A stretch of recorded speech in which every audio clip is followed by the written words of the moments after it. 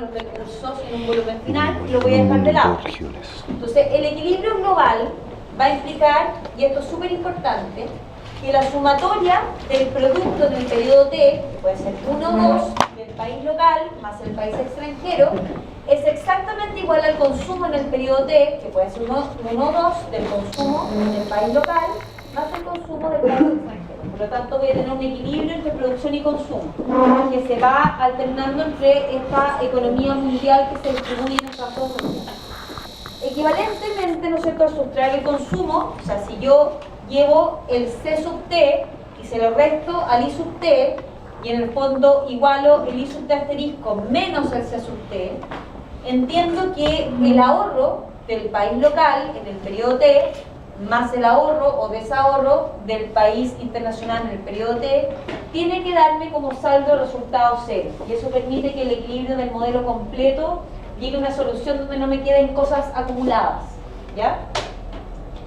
Acuérdense que cuando partimos el curso yo les dije, empezando, que si uno saca la cuenta de todo lo que producen todas las economías del mundo y lo llevásemos todo a valor presente, uno llega a un saldo de balance de pago igual a cero. Ahora, ¿qué es lo que me explica la diferencia hoy día que llegue a saldos de balance de pago que no son ceros? Son desfases en los registros estadísticos y son desfases en los registros del tiempo. Porque vamos a ser súper honestos, acá la información estadística económica de Bangladesh, en términos de calidad, es totalmente distinta a la información de tipo económico que tiene Suiza. Entonces, pese a que yo compare estadísticas que están en el fondo construidas con una misma dinámica, no voy a tener información de igual valor y voy a tener desfase. Entonces no voy a llegar a un saldo balance cero. Pero en estricto rigor todo debería estar compensado en términos de ajuste económico, y eso es lo que supone el modelo. ¿Ya? Por eso llegamos a esa situación de equilibrio. Aquí viene un tema que es súper importante, y acá espero que le tomen el peso de por qué nos hace tanto ruido, por ejemplo, que el Sistema de Reserva Federal tome ciertas definiciones de política económica, o que el Banco Central Europeo, o salga el señor Mario Draghi, ¿no es cierto?, que es el presidente del Banco Central Europeo, haciendo ciertas comunicaciones de referencia respecto a la política monetaria, nos llega a nosotros, que estamos en una región totalmente distinta y donde no operamos diariamente ni con euro ni con dólar, pese a que son monedas que tienen un peso en la canasta local con cierto grado de significancia. Bueno, la tasa de interés mundial supuestamente define de alguna manera con cierta fuerza los movimientos financieros, ¿no es cierto?, de las distintas economías desde y hacia los movimientos de la tasa de interés que tiene el poder de negociación más importante entre las que estoy comparando. O sea, si estoy comparando tasa de interés doméstica con tasa de interés de Estados Unidos, claramente que la tasa de interés norteamericana tiene un peso de negociación mucho más importante que la de nosotros. Por lo tanto, obedecemos un poquitito a lo que pasa allá. Pero si comparo, por ejemplo, tasa de interés, ¿no es cierto?, de política monetaria de Estados Unidos, con lo que podría eventualmente pasar en un tiempo más con una política monetaria más abierta de la economía china, tal vez no tengo tan claro quién tiene un peso relativo más fuerte desde el punto de vista de la distribución y contribución económica. ¿Se fijan lo que estoy diciendo? Entonces, cuando quitamos la inversión, vamos a tener una claridad absoluta de que la sumatoria de los resultados de la cuenta corriente me va a dar como resultado balance cero. Es decir, que si no meto la inversión, mi cuenta solo gasto y está saldada. Si meto la inversión, cambia un poquito la historia, porque la inversión me aporta productividad marginal y me aporta capacidades de producción distintas y rendimientos distintos. Por lo tanto, eso va a dejar que ciertos países puedan tener acceso a mayor consumo, que es su nivel de producción, y eso me va a desequilibrar las cuentas corrientes en distintos periodos del tiempo. Pero eso no lo tenemos todavía. Si la cuenta corriente está equilibrada, la sumatoria de los volúmenes de ahorro del mundo también van a estar equilibrados.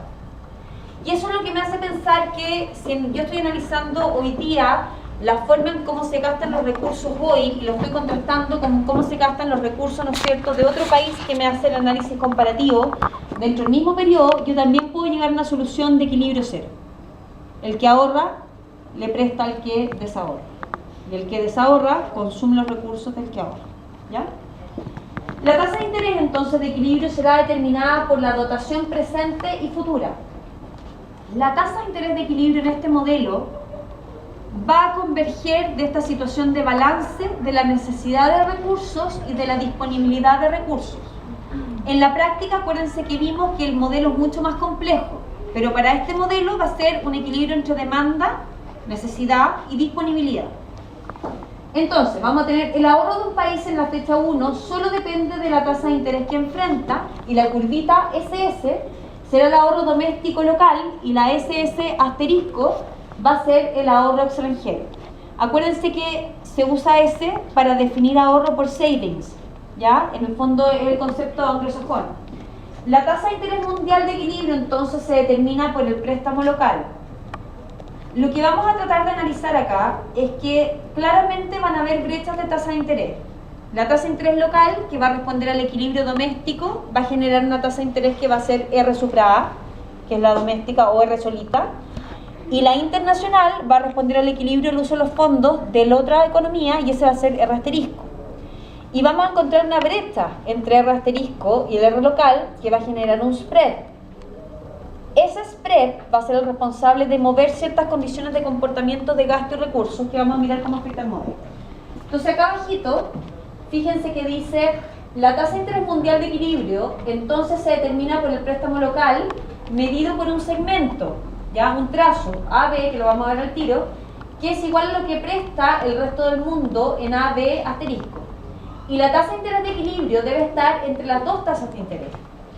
O sea, acá estoy reconociendo que internamente las dos economías van a generar una solución de equilibrio doméstico, cada una respecto del tamaño del volumen de los recursos que mueve, la necesidad y la disponibilidad, ¿cierto? Dependiendo de si el país es chiquitito o más grande, y en la mitad va a haber una tasa que va a representar la solución de balance entre los dos, porque el spread va a generar un movimiento de recursos.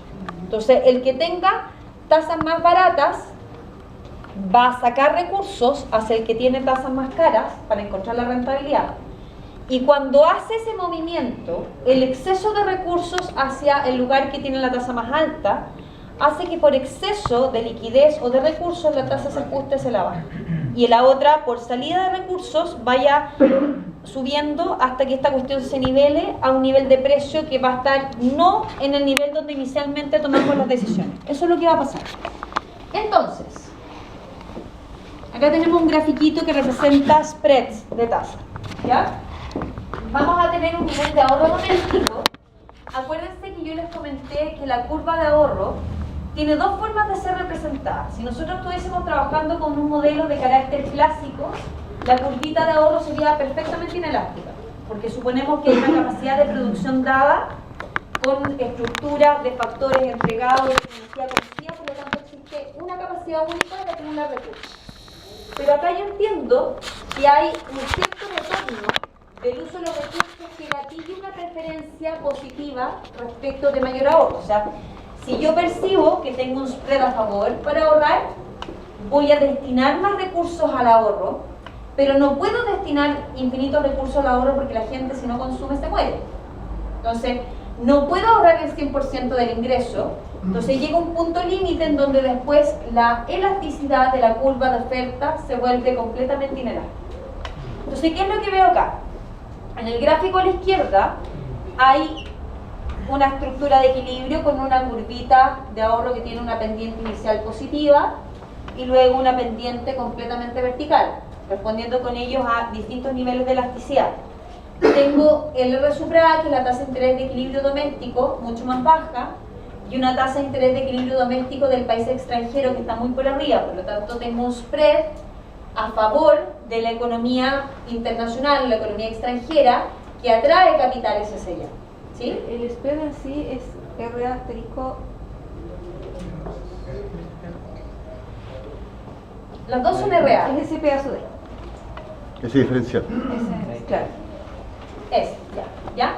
Y esta tasa que aparece en la mitad es el resultado del arbitraje, del movimiento entre una economía y la otra. Entonces, mientras trasvasijo recursos de una economía a otra, esta cuestión se va nivelando solita porque la tasa de interés, acuérdense que les dije, es un precio relativo. Y generalmente cuando nosotros revisamos ajustes de este tipo es una variable nominal. Por lo tanto, el precio se ajusta con mucha rapidez y sobre todo hoy día en que las transacciones financieras son inmediatas. Por lo tanto, yo no estoy moviendo la plata de una bóveda a otra, estoy moviendo electrónicamente el volumen de recursos, ¿sí?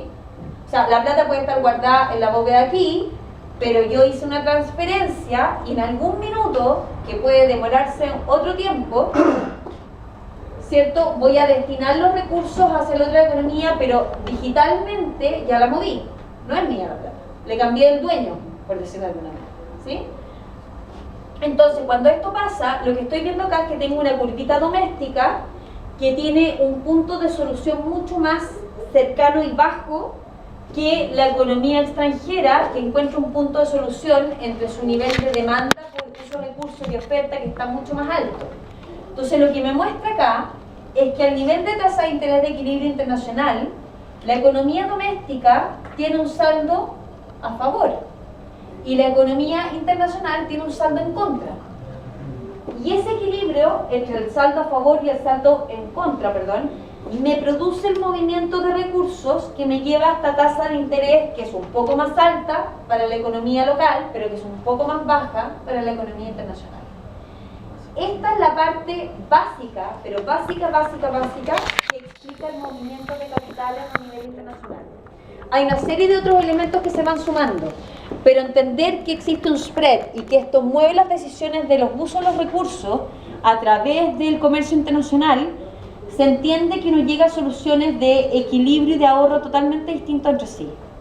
Y que en algún momento de la historia esto puede estar equilibrado de esta manera y que las condiciones pueden cambiar y a veces se dan vuelta totalmente. A veces nosotros quedamos con tasas de interés mucho más altas y los otros países quedan con tasas de interés más bajas y el equilibrio, el ajuste es al revés. Entonces hay que entender también bajo qué condiciones se producen estos equilibrios de ajuste. ¿Qué pasa con las tasas de interés? En la economía doméstica el aumento de tasa de interés desde su nivel de autarquía incentiva el ahorro. Domésticamente uno puede tener ciertos incentivos de ahorro doméstico que facilitan el guardar recursos, que me entregan mayor retorno, que me dan mayor facilidad. A veces no es fácil entender que una persona que está tomando decisiones de ahorro acceda a cierto tipo de productos internacionales. Pero ¿qué es lo que hace uno, por ejemplo? Uno ahorra a través de una compañía de seguros. La compañía de seguros tiene un portafolio donde parte de sus instrumentos son instrumentos que se financian en mercados internacionales. Entonces, la persona no está tomando el riesgo del contacto directo con el mercado internacional, pero lo hace a través de la compañía de seguros, que maneja una cartera de inversiones mucho más grande. Y a través de esa cartera se instalan recursos nacionales en mercados internacionales en instrumentos medidos de otras maneras. ¿Se entiende? Así funciona. Entonces, cuando dejo un saldo positivo es porque tengo incentivo al ahorro local, y el primer periodo doméstico refleja un superávit de cuenta corriente doméstico, ¿ya? La situación extranjera es la opuesta. La situación extranjera es que en el fondo hay un desincentivo porque es muy caro y en el fondo tiene una solución de salida de recursos. Entonces, en este caso, hay un déficit asociado al uso de los recursos. El patrón de consumo intertemporal naturalmente se conforma en el sentido del principio de ventaja comparativa. Aquí me voy a detener brevemente. La ventaja comparativa es una de las razones principales por las cuales se traduce ciertos elementos de comercio, ¿ya? O de transacciones internacionales. Porque uno analiza en un momento en el tiempo que comparativamente una posición es más ventajosa que la otra. El gran problema que tiene la ventaja comparativa es que no es sostenible. Desaparece así. Porque a través del arbitraje se ajusta rápidamente. Entonces, lo que estamos viendo acá es eso. Ventaja comparativa de un momento en el tiempo, de manera que yo tomo posiciones en una economía y muevo la posición hacia la otra, pero no lo puedo sostener como rentabilidad permanente porque lo agoto por volumen de recursos.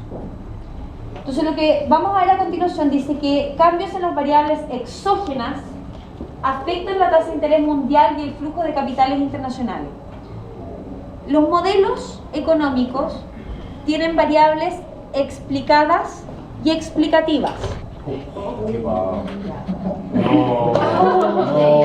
Lindo, ya, lo dejo.